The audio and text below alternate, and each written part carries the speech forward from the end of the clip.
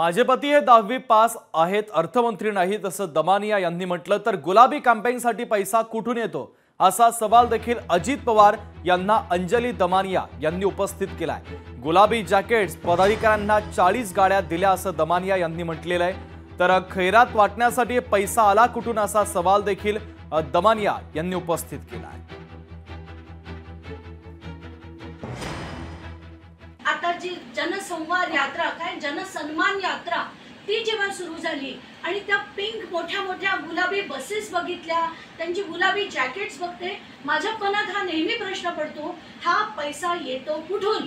जसा अजित पवार गट जेव्हा वेगळा झाला त्यांनी त्यांच्या सगळ्या पदाधिकाऱ्यांना खैराती खिरापती सारख्या ज्या गाड्या वाटल्या त्या 40 गाड्या आल्या कुठून?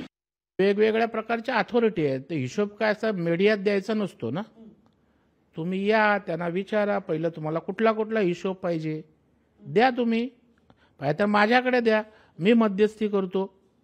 तुम्ही एक यादी द्या, बाबा हारांचा खर्च किती, शालींचा किती, गाडींचा किती, झेंड्यांचा किती, देऊ सगळा खर्च आम्ही।